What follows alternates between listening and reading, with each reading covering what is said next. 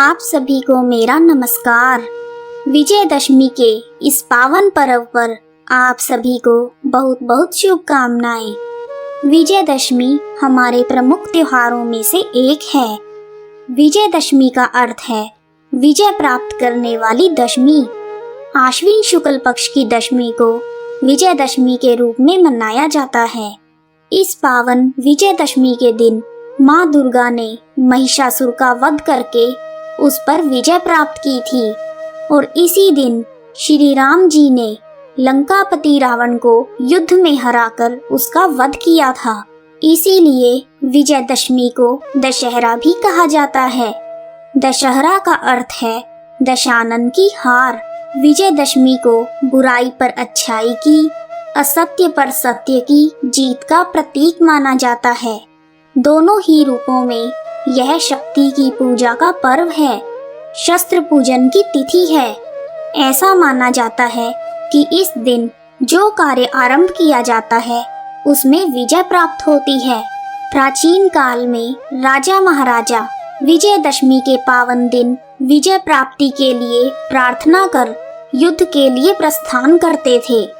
आज के दिन लोग शस्त्र पूजा करते हैं और नया कार्य जैसे बही खाते लिखना, नया बिजनेस शुरू करना, बीज बोना आदि की शुरुआत करना शुभ माना जाता है। विजयदशमी के दिन जगह जगह मेले लगते हैं। रामलीला का आयोजन किया जाता है। लंकापति रावण का विशाल पुतला बनाकर उसे जलाया जाता है। यह पावन विजयदशमी का पर्व हर्ष, उल्लास तथा विजय का प्रतीक है। विजयदशमी के दिन मंदिर में नया झाड़ू दान करने से जीवन में आ रही सभी प्रकार की बाधाओं से मुक्ति मिलती है। आज के दिन किया गया दान विशेष रूप से फलदायी माना जाता है, परंतु याद रहे आप जो भी दान करें वह गुप्त दान करें तथा उसके बारे में किसी से बात ना करें। आज के दिन शमी वृक्ष की पूजा करने का विशेष महत्व है। यदि आपके जीवन में धन संबंधी समस्याएं चल रही हैं, तो विजयदशमी के दिन प्रदोष काल में शमी वृक्ष की पूजा करें और इस मंत्र का जाप करें। शमी शम्यते पापम शमी शत्रु विनाशिनी, अर्जुनस्य धनुर्धारी रामस्य प्रियदर्शिनी, करिष्यमाण यात्राया यथा कालम सुखम मया, तत्र निर्विघ्न कर्तृतव भव श्री राम पूजिता। पुराणों के अनुसार भगवान श्री राम ने शारदीय नवरात्र की शुरुआत की थी। भगवान राम ने रावण के साथ युद्ध करने से पहले शरद ऋतु में महिषासुर मर्दिनी आदि शक्ति भवानी का पूजन किया था। जब रावण ने देवी सीता का हरण कर लिया था, तब भगवान राम ने माता सीता को छुड़ाने के लिए लंका पर चढ़ाई करने से पहले देवी दुर्गा की आराधना की थी, ताकि वह उनका आशीर्वाद प्राप्त कर सके। श्री राम को यह भली भांति पता था कि देवी के पूजन में उन्हें नीले कमल के फूल अर्पित करने से वह जल्दी ही प्रसन्न हो जाती हैं। अतः श्री राम ने हनुमान को 108 नीले कमल के फूल लेने के लिए भेजा। भगवान राम से आज्ञा लेकर हनुमान आकाश में उड़ गए और नीले कमल के फूल खोजने लगे। हनुमान ने एक झील में नीले कमल खिले हुए देखे। उन्होंने सावधानी से 108 नीले कमल के फूल तोड़ लिए तथा उन्हें 3 बार गिनकर राम जी के पास ले गए। तब श्री राम भगवान ने दुर्गा माँ की मूर्ति बनाकर उनकी पूजा की और कहा, जब तक मैं अपनी पूजा पूरी नहीं कर लेता तब तक मैं यहाँ से नहीं हिलूंगा। हे देवी भगवती, मेरी पूजा को स्वीकार करें। श्री राम भगवान ने विधि विधान से आदि शक्ति दुर्गा की पूजा करना शुरू किया। फिर उन्होंने देवी भगवती के 108 नामों का जाप किया और प्रत्येक नाम के लिए एक नीले रंग का कमल देवी को अर्पित किया। जैसे ही वह अंतिम नाम ब्रह्मवादिनी का जाप करने वाले थे, उन्होंने पाया कि कमल का फूल नहीं बचा।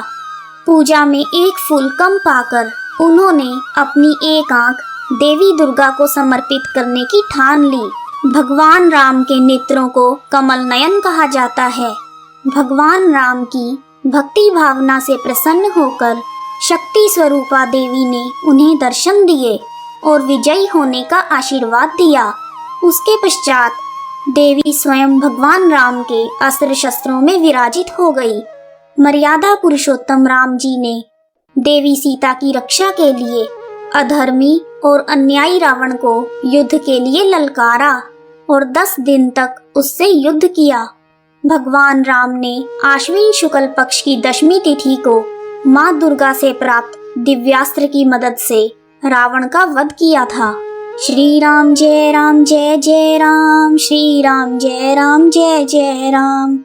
महाभारत काल में जब कौरवों द्वारा पांडवों को 12 वर्ष तक वनवास और 1 वर्ष तक अज्ञातवास दिया गया था, तो अज्ञातवास के दौरान अर्जुन ने अपने धनुष बाण को शमी वृक्ष के नीचे छिपा दिया और विराट राजा के यहाँ नौकरी करने लगा। एक दिन विराट राजा का पुत्र उत्तर कुमार गायों की रक्षा के लिए कौरवों से लड़ने गया। तब शत्रुओं की प्रबल सेना देखकर उत्तर कुमार ने रणभूमि से भागने का प्रयास किया। तब अर्जुन ने उसे रोककर अपने धनुष बाण शमी पेड़ से निकाले और शत्रुओं पर विजय प्राप्त की। इस प्रकार विजयदशमी प्राचीन काल से ही अधर्म पर धर्म की, बुराई पर अच्छाई की, असत्य पर सत्य की जीत का प्रतीक बन गया। आइए अब जानते हैं विजयदशमी की पूजा विधि। विजयदशमी के दिन सुबह उठकर स्नान आदि से निवृत्त होकर श्री राम की फोटो अथवा मूर्ति को साफ करके पूजा स्थल में रखें। उसके बाद शस्त्रों को साफ कर लें, बही खाते आदि को शुद्ध कर लें। फिर लाल कपड़े के ऊपर शस्त्रों तथा बही खातों आदि को रखकर उन्हें गंगा जल का छींटा दें। इसके बाद हल्दी, चंदन, कुमकुम आदि से सब चीजों पर तिलक लगाएं और बही खाते के ऊपर स्वास्तिक बनाएं। स्वास्तिक बनाने के बाद बही खाते पर पुष्प तथा अक्षत चढ़ाएं। पुष्प और अक्षत अर्पित करने के बाद बही खातों तथा शस्त्रों पर शमी के पत्ते चढ़ाएं और उसके बाद भगवान श्री राम की विधि विधान से पूजा करें और पूजा करते हुए इस मंत्र का जाप करें। नीलांबुज श्यामल कोमलांग सीता स्मारोपित वाम भागम पाणो महाशायक चारु चापम नमामि रामम रघुवंशनाथम। अर्थात जो कमल की तरह नीले रंग के और कोमल अंगों वाले हैं, जिनके वाम अंग में सीता माता हैं, जिनके हाथों में एक दिव्य तीर और एक सुंदर धनुष है, मैं उस रघुवंशी राम की प्रार्थना करती हूँ। आइए अब सुनते हैं श्री राम जी की स्तुति। श्री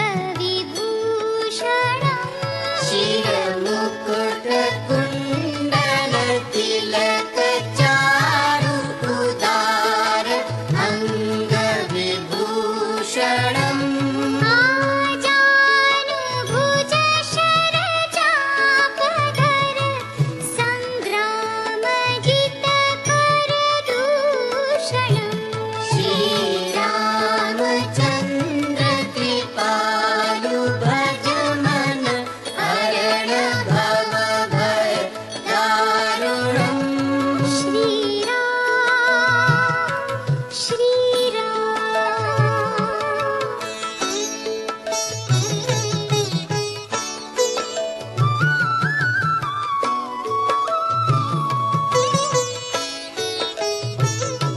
इति वदति तुलसीदास शंकर शेष मुनिमनरञ्जनम्। इति वदति तुलसीदास शंकर शेष मुनिमनरञ्जनम्। मम हृदय कञ्ज निवास कुरु कामादिखलदलगञ्जनम्। श्रीरामचन्द्र कृपालु भज मन हरण भवभयदारुणम्। श्रीरामचन्द्र कृपालु भज मन हरण भवभयदारुणम्। नवकञ्जलोचन कञ्जमुख करकञ्ज पदकञ्जारुणम्। श्रीरामचन्द्र कृपालु भज मन हरण भवभयदारुणम्। श्रीरामचन्द्र कृपालु भज मन हरण भवभयदारुणम्। श्रीराम श्रीराम श्रीराम श्रीराम श्रीराम श्रीराम। जय श्री राम। यदि आपको वीडियो पसंद आया है तो कमेंट बॉक्स में जय श्री राम लिखना ना भूलें।